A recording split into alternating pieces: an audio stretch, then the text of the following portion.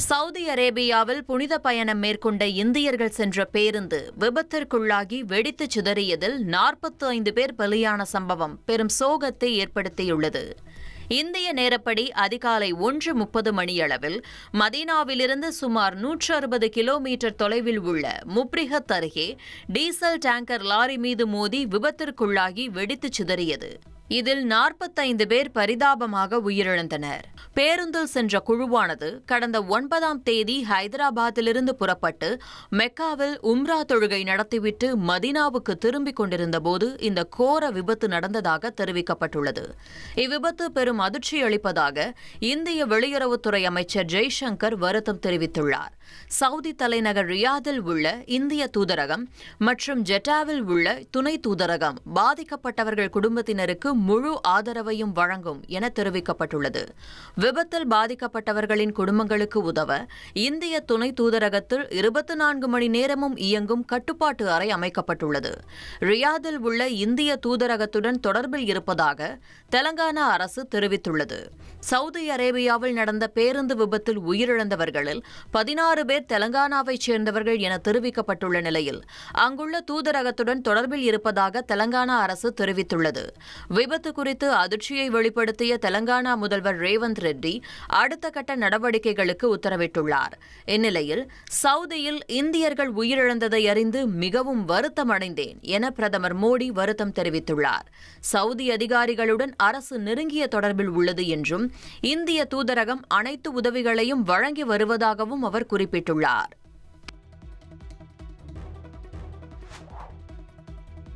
வாக்காளர் பட்டியல் சிறப்பு தீவிர திருத்தப் பணிகளை நாளை 18ஆம் தேதி முதல் புறக்கணிப்பதாக வருவாய்த்துறை சங்கங்களின் கூட்டமைப்பு அறிவித்துள்ளது. தமிழகத்தில் வாக்காளர் பட்டியல் சிறப்பு தீவிர திருத்தப் பணிக்கு உரிய கால அவகாசம் வழங்க வேண்டும். அனைத்து வாக்குச்சாவடி நிலை அலுவலர், கண்காணிப்பாளர் உள்ளிட்ட அனைத்து நிலை அலுவலர்களுக்கும் உரிய பயிற்சி அளிக்கப்பட வேண்டும். வாக்காளர் பட்டியல் சிறப்பு தீவிர திருத்தப் பணிகளை முழுமையாக பிழைகளின்றி மேற்கொள்ள கூடுதல் பணியாளர்களை நியமிக்க வேண்டும். வாக்குச்சாவடி நிலை அலுவலர், கண்காணிப்பாளர் நிலைகளில் போதிய தன்னார்வலர்கள், அரசு பணியாளர்களை நியமிக்க வேண்டும். மாவட்ட ஆட்சியர்கள் ஆய்வுக் கூட்டம் என்ற பெயரில் நள்ளிரவு வரை கூட்டங்கள் நடத்துவதையும் தினமும் காணொலி வாயிலாக 3 கூட்டங்கள் நடத்துவதையும் கைவிட வேண்டும். அரசு விடுமுறை தினங்களில் இப்பணிகளை மேற்கொள்ள நிர்பந்தம் செய்வதை முற்றிலும் தவிர்க்க வேண்டும். இப்பணியில் ஈடுபட்டுள்ள வாக்குச்சாவடி நிலை அலுவலர் உள்ளிட்டோருக்கு 1 மாத கால ஊதியத்தை மதிப்பூதியமாக வழங்க வேண்டும் என கோரிக்கை விடுக்கப்பட்டுள்ளது. தமிழக தலைமை தேர்தல் அலுவலர் மற்றும் இந்திய தேர்தல் ஆணையம் உடனடியாக தலையிட்டு சுமூகமான சூழலை ஏற்படுத்த வேண்டும் என்றும் வருவாய்த்துறை சங்கங்களின் கூட்டமைப்பு மாநில மையம் வலியுறுத்தியுள்ளது. கோரிக்கைகளை நிறைவேற்ற வலியுறுத்தி நடைபெறும் இந்த போராட்டத்தில் அனைத்து கிராம உதவியாளர்கள், கிராம நிர்வாக அலுவலர்கள், அனைத்து நிலை வருவாய்த்துறை அலுவலர்களும் ஈடுபட உள்ளதாக தெரிவிக்கப்பட்டுள்ளது. சபரிமலை ஐயப்பன் கோயில் மண்டல கால பூஜைகளுக்காக பக்தர்களின் சரண கோஷங்கள் முழங்க கோயில் நடை திறக்கப்பட்டது. கேரளாவில் புகழ்பெற்ற சபரிமலை ஐயப்பன் கோயில் மண்டல மகர விளக்கு பூஜை இன்று முதல் அடுத்த 48 நாட்களுக்கு நடைபெறவுள்ளது. இதனையொட்டி மண்டல பூஜையின் முதல் நாளான இன்று புதிதாக பொறுப்பேற்ற மேல்சாந்தி பிரசாந்த் நம்பூதிரி கோவில் நடையை திறந்து வைத்தார். இரவு முழுவதும் காத்திருந்த ஐயப்ப பக்தர்கள் 18ஆம் படி ஏறி ஐயப்பனை தரிசனம் செய்தனர். கோயிலுக்கு நாள்தோறும் 1 லட்சத்திற்கும் அதிகமான பக்தர்கள் தரிசனம் செய்யக்கூடும் என்பதால் தேவையான அடிப்படை வசதிகளும் பாதுகாப்பு ஏற்பாடுகளும் செய்யப்பட்டுள்ளது.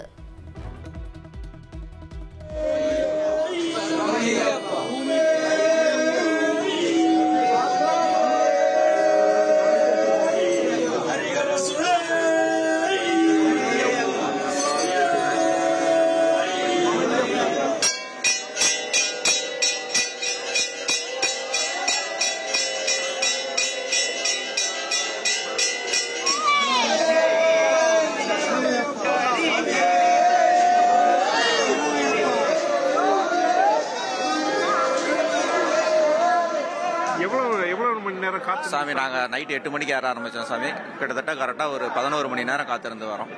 எத்தனை பேர் வந்திருக்கீங்க? 5 பேர் வந்திருக்கோம் சாமி. உங்களுக்கு தேவையான இந்த வசதி எல்லாமே நல்லபடியாக செஞ்சு கொடுத்துருந்தாங்க சாமி. படுக்கிறதுக்கான இடம் வசதி பண்ணி கொடுத்துருந்தாங்க. குடிநீர் வசதி, கழிப்பறை வசதி எல்லாமே நல்லா சிறப்பாக பண்ணியிருக்காங்க சாமி. கடந்த வருடங்கள் பக்தர்கள் ரொம்ப சிரமப்பட்டாங்க. கடந்த வருடத்துக்கு இந்த வருடம் நிறைய ஏற்பாடு முன்னேற்றம் பண்ணியிருக்காங்க சாமி. நல்லபடியாக பண்ணியிருக்காங்க சாமி. தனது தந்தையை அரவணைத்தபடி 18ஆம் படி ஏறும் 6 மாத பெண் குழந்தையின் வீடியோ வெளியாகியுள்ளது. கேரள மாநிலம் திருச்சூர் மாவட்டத்தைச் சேர்ந்த அஜய் சபரிமலை ஐயப்பனை தனது மகளுடன் தரிசனம் செய்ய வேண்டும் என்ற வேண்டுதலை வைத்துள்ளார். இதையடுத்து சபரிமலை ஐயப்பன் கோயிலுக்கு தனது 6 மாத பெண் குழந்தை இஷா பார்வதியுடன் வந்து தரிசனம் செய்து வேண்டுதல் நிறைவேறியதை நெகிழ்ச்சியுடன் தெரிவித்துள்ளார்.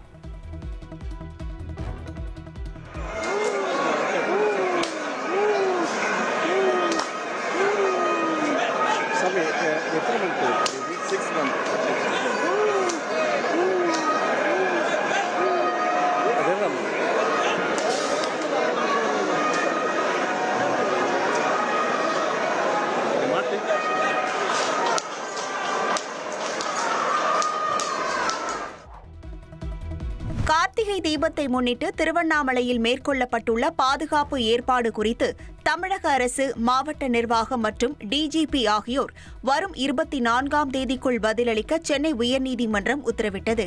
கார்த்திகை தீபத்தையொட்டி அடுத்த மாதம் 3ஆம் தேதி திருவண்ணாமலை அருணாச்சலேஸ்வரர் கோவிலில் லட்சக்கணக்கான பக்தர்கள் திரள்வதால் போதுமான அடிப்படை வசதிகளை ஏற்படுத்த கோரி சென்னை உயர்நீதிமன்றத்தில் பொதுநல மனு தொடரப்பட்டது. மேலும் கிரிவல பாதையில் பக்தர்களிடம் பணம் பறிக்கும் திருநங்கைகள், போலி சாமியார்கள் மற்றும் மாற்றுத்திறனாளிகளை அனுமதிக்க கூடாது என்றும் மனுவில் கூறப்பட்டுள்ளது.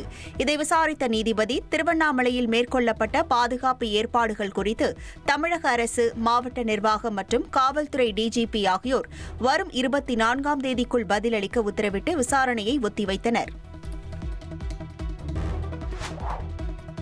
ஆபரேஷன் சிந்தூர் வெறும் ட்ரெய்லர் தான் என ராணுவ தலைமை தளபதி உபேந்திர திவேதி கூறியுள்ளார். டெல்லியில் செய்தியாளர்களிடம் பேசிய அவர், பாகிஸ்தானுக்கு எதிரான ஆபரேஷன் சிந்தூர் ராணுவ நடவடிக்கை வெறும் 88 மணி நேரத்தில் முடிந்துவிட்டதாகவும் அது வெறும் ட்ரெய்லர் தான் என்றும் குறிப்பிட்டார். மேலும் எதிர்காலத்தில் எந்தவொரு சூழலையும் சந்திக்க ராணுவம் தயாராக இருப்பதாக கூறிய உபேந்திர திவேதி, பாகிஸ்தான் வாய்ப்பு அளித்தால் அண்டை நாட்டுடன் எப்படி நடந்து கொள்ள வேண்டும் என அந்நாட்டுக்கு பாடம் புகட்டுவோம் என்று சூளுரைத்துள்ளார். பீகார் முதல்வர் பதவியை நிதிஷ்குமார் ராஜினாமா செய்தார். பீகார் சட்டசபை தேர்தலில் ஆளும் என்டிஏ கூட்டணி 202 இடங்களில் வெற்றி பெற்று ஆட்சியை தக்க வைத்துள்ளது. தொடர்ந்து சட்டப்பேரவை கலைக்கும் தீர்மானம் நிறைவேற்றப்பட்டு பாட்னாவில் உள்ள ஆளுநர் மாளிகையில் ஆளுநர் ஆரிஃப் முகமது கானை சந்தித்த நிதிஷ்குமார் முதல்வர் பதவியை ராஜினாமா செய்தார். அத்துடன் சட்டப்பேரவை மற்றும் அமைச்சரவையை கலைக்கும் தீர்மானத்தையும் வழங்கினார். இதை ஏற்றுக்கொண்ட ஆளுநர் புதிய அரசு பதவியேற்கும் வரை தற்காலிக முதல்வராக தொடரும்படி கேட்டுக்கொண்டார். தொடர்ந்து பீகாரில் புதிய அரசு மற்றும் சட்டப்பேரவையை அமைப்பதற்கான பணிகளும் தொடங்கியுள்ளன. நாளை பாஜக மற்றும் ஐக்கிய ஜனதா தளம் கட்சியின் புதிய சட்டமன்ற உறுப்பினர்கள் குழு கூட்டம் தனித்தனியே நடைபெறவுள்ள நிலையில் தேசிய ஜனநாயக கூட்டணியின் சட்டமன்ற குழு தலைவராகவும் முதல்வராகவும் நிதிஷ்குமார் தேர்வு செய்யப்பட உள்ளதாக தெரிவிக்கப்பட்டுள்ளது. அமெரிக்காவிடமிருந்து ஓராண்டு காலம் எல்பிஜி கேஸ் இறக்குமதி செய்வதற்கான வரலாற்று சிறப்புமிக்க ஒப்பந்தத்தில் இந்திய பொதுத்துறை நிறுவனங்கள் கையொப்பமிட்டிருப்பதாக மத்திய அமைச்சர் ஹர்தீப் சிங் பூரி தெரிவித்திருக்கிறார். நாட்டின் எரிசக்தி பாதுகாப்பு கருதி இந்த ஒப்பந்தம் கையொப்பமானதாக கூறிய அவர், இதன் மூலம் பொதுமக்களுக்கு மலிவு விலையில் சிலிண்டர் விநியோகிக்க முடியும் என்று நம்பிக்கை தெரிவித்தார். அந்த வகையில் ஓராண்டுக்கு 2.2 மெட்ரிக் டன் இயற்கை எரிவாயு அமெரிக்காவிலிருந்து இறக்குமதி செய்யப்பட உள்ளதாக மத்திய அமைச்சர் ஹர்தீப் சிங் பூரி குறிப்பிட்டுள்ளார். டெல்லியில் போராட்டம் நடத்தப்போவதாக அறிவித்துள்ள விவசாயிகள் திருச்சியிலிருந்து ரயில் மூலமாக புறப்பட்டு சென்றனர். தேசியமயமாக்கப்பட்ட வங்கிகளில் விவசாய கடனை தள்ளுபடி செய்ய வேண்டும், மேகதாதுவில் அணை கட்டுவதை நிறுத்த வேண்டும் உள்ளிட்ட கோரிக்கைகளை வலியுறுத்தி டெல்லி ஜந்தர் மந்தரில் விவசாயிகள் போராட்டம் நடத்த உள்ளனர். திருவண்ணாமலை அண்ணாமலையார் கோயிலில் நடிகை ஸ்ரீலீலா குடும்பத்துடன் சுவாமி தரிசனம் செய்தார். சம்பந்த விநாயகரை வழிபட்ட அவர் அம்மன் சன்னதி முன்பாக நெய் தீபம் ஏற்றினார். கோயில் நிர்வாகம் சார்பில் அவருக்கு பிரசாதங்களும் வழங்கப்பட்டது. கோயிலுக்கு வந்த பக்தர்கள் நடிகை ஸ்ரீலீலாவுடன் செல்ஃபி எடுத்து மகிழ்ந்தனர்.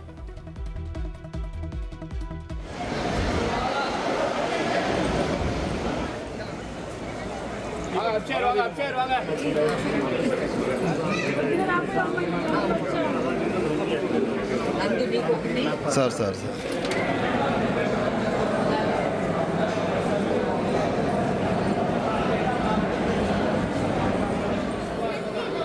ஓகே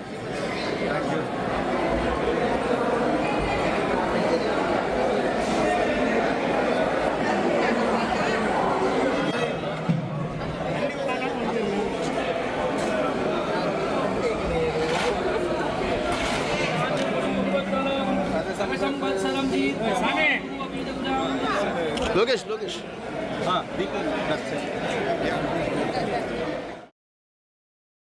அமெரிக்காவின் எச்சரிக்கையை மீறி ரஷ்யாவுடன் வர்த்தகம் செய்யும் நாடுகளுக்கு அதிகபட்சமாக 500% வரை வரி விதிக்கப்படும் என அதிபர் ட்ரம்ப் எச்சரிக்கை விடுத்துள்ளார். ரஷ்யாவிடமிருந்து உலக நாடுகள் சலுகை விலையில் கச்சா எண்ணெய் கொள்முதல் செய்வதால் அந்த நிதியை வைத்து யுக்ரைனை ரஷ்யா மூர்க்கத்தனமாக தாக்குவதாக ட்ரம்ப் ஏற்கனவே குற்றம் சாட்டியிருந்தார். இந்நிலையில் ரஷ்யாவுடன் வர்த்தக தொடர்பு வைத்திருக்கும் நாடுகளுக்கு அதிகபட்சமாக 500% வரை வரி விதிக்கப்படும் என அமெரிக்க அதிபர் ட்ரம்ப் பகிரங்கமாக எச்சரிக்கை விடுத்துள்ளார். யுக்ரைனின் கிழக்கு பிராந்தியமான போக்ராவிஸ்கில் ரஷ்யா தாக்குதலை தீவிரப்படுத்தி வரும் நிலையில் ட்ரம்ப் இந்த எச்சரிக்கையை விடுத்திருக்கிறார். ரஷ்யாவிடமிருந்து இந்தியாவும் சீனாவும் அதிகளவில் கச்சா எண்ணெய் கொள்முதல் செய்வதால் அமெரிக்காவின் கூடுதல் வரி விதிப்பு மிகுந்த தாக்கத்தை ஏற்படுத்தும் என கூறப்படுகிறது.